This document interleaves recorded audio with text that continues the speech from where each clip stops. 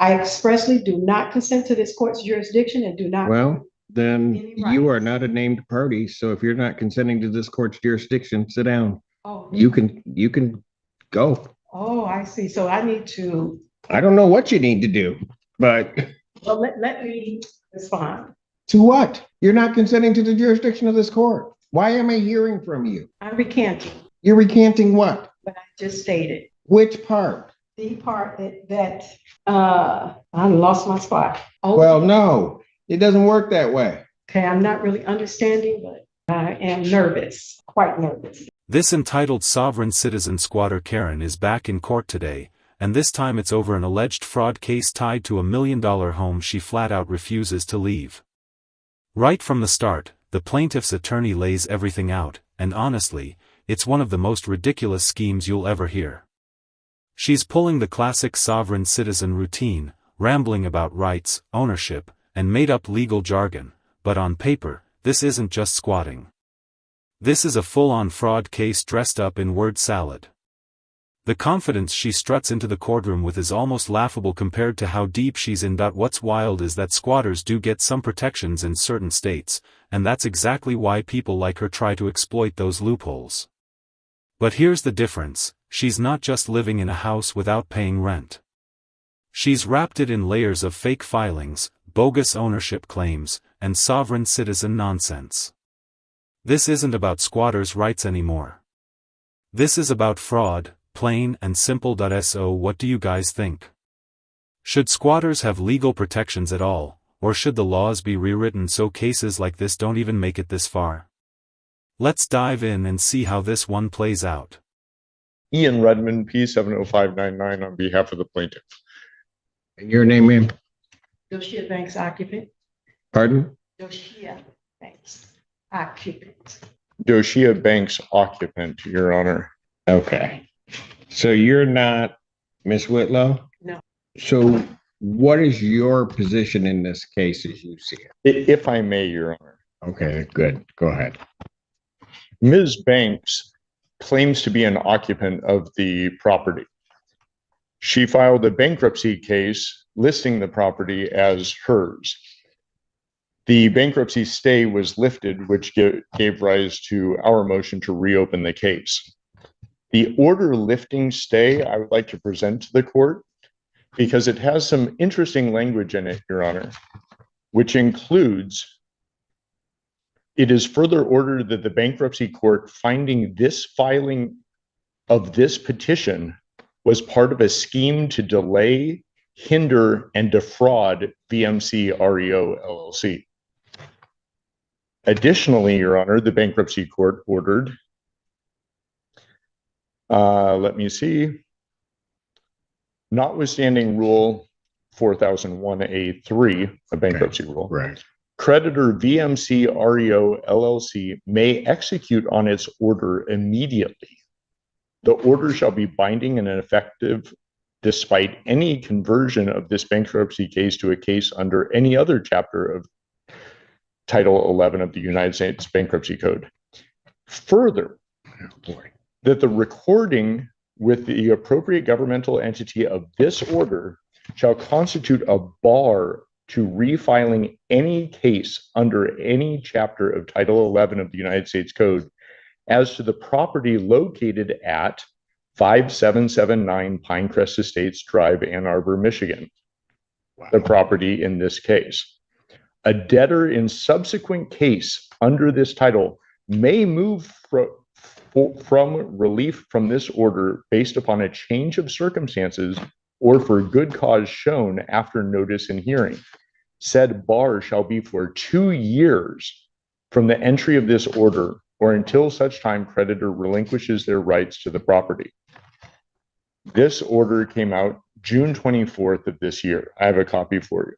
I will note, Your Honor, that Ms. Banks has filed an appeal of that order in the federal Eastern District of Michigan. That appeal is pending, but the status quo as of right now is that there is no stay, and that order lifting stay holds until such time as the appellate court does something. Additionally, Your Honor, There is no stay from the appellate court.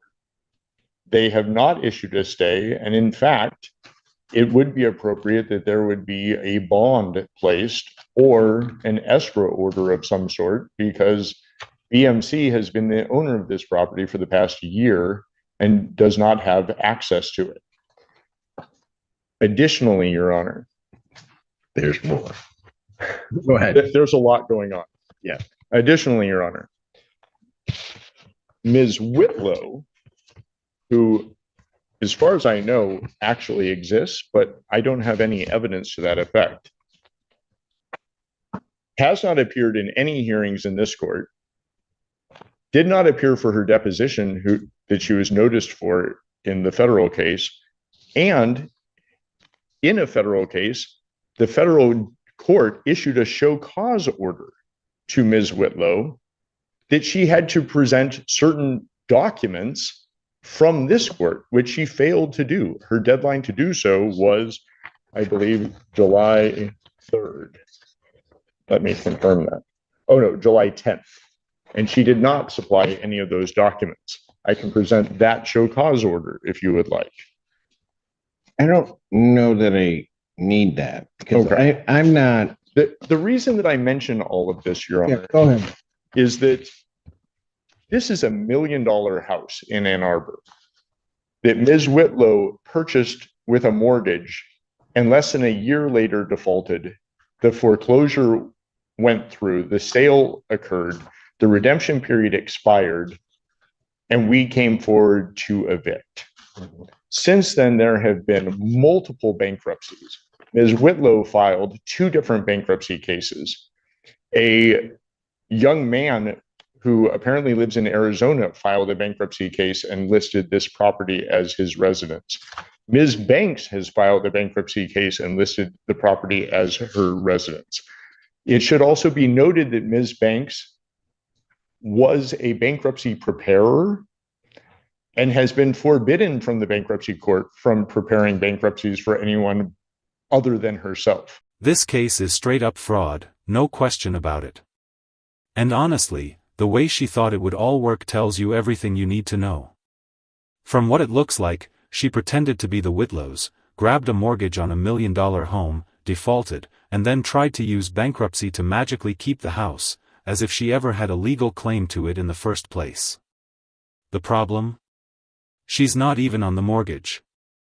That's like borrowing your neighbor's car, wrecking it, and then filing an insurance claim in their name. It just makes zero sense, and it's obviously fraud. What really blows my mind is how she thought she could pull this off without leaving a paper trail. Mortgages and bankruptcy filings leave records stacked a mile high, and once investigators start digging, the fraud lights up like neon signs. Judges don't care about your sovereign citizen buzzwords, they look at whether you had a legal right to anything in the first place. And here, she's got nothing.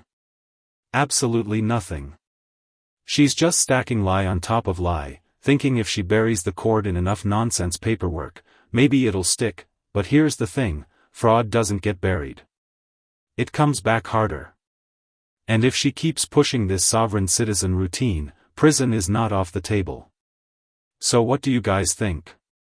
Is she too far gone in the mindset to even realize how bad this looks, or does she know exactly what she's doing and just doesn't care? All of these things to show that the scheme continues.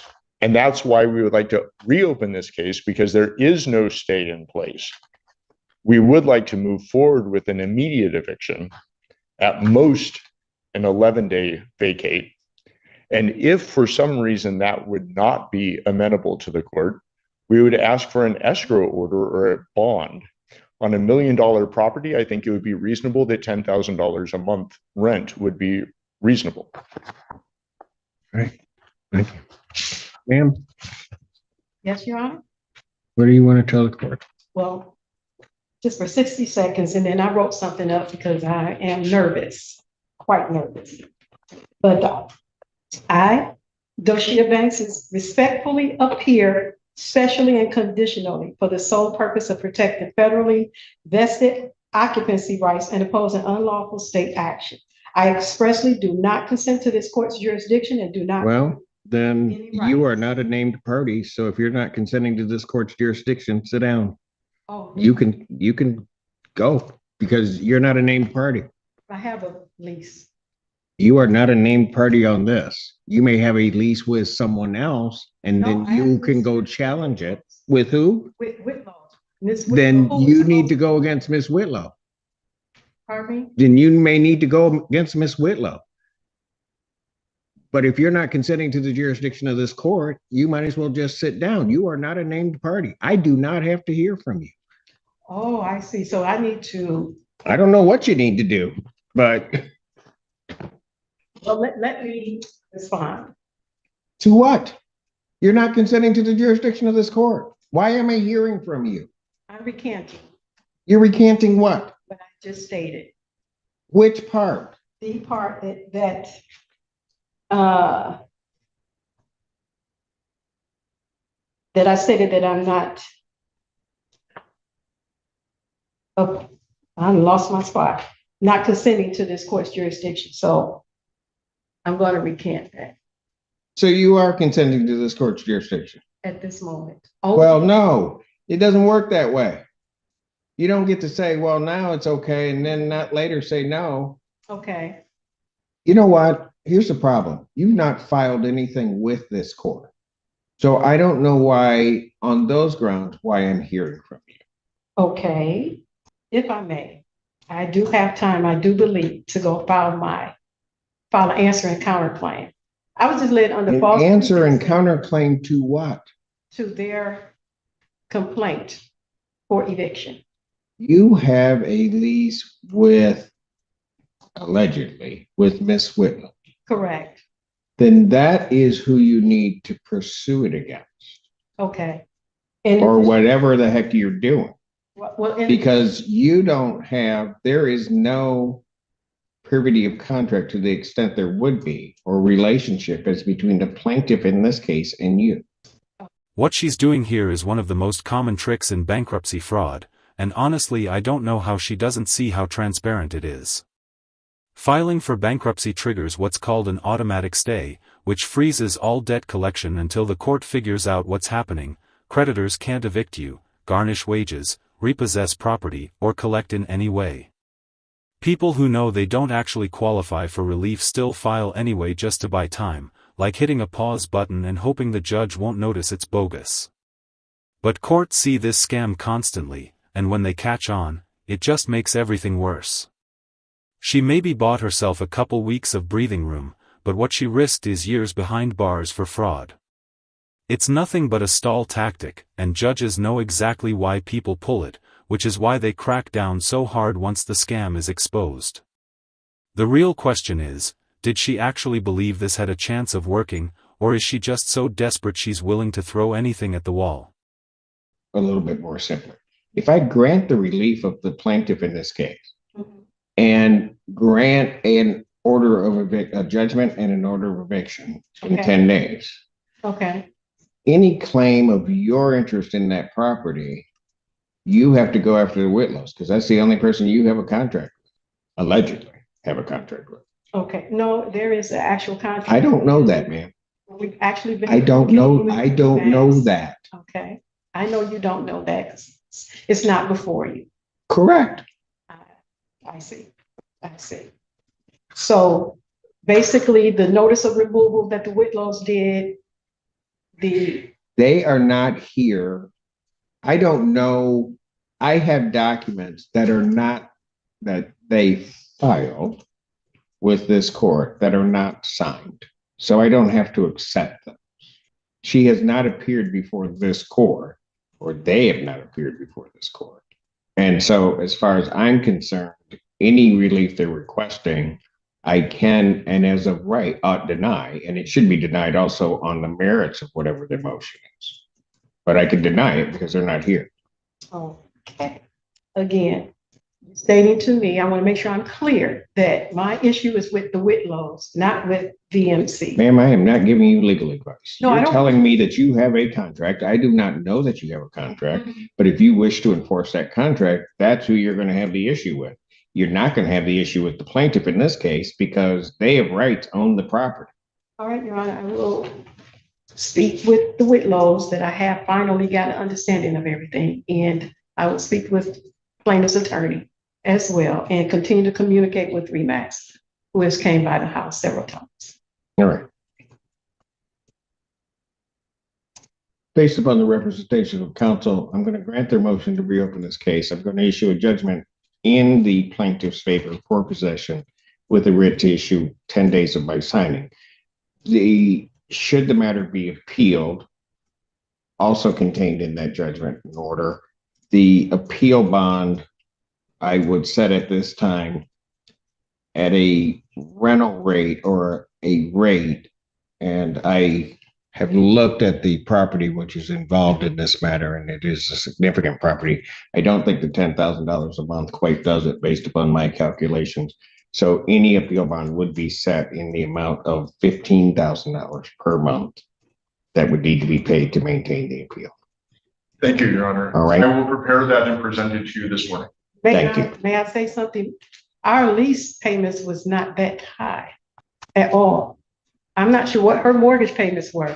That was not our amount we paid. Then I'll tell you what, if the Whitlows wish to come and object to my order of $15,000 as an appropriate bond, they may do so. I do not believe that you have standing to object to the court's order.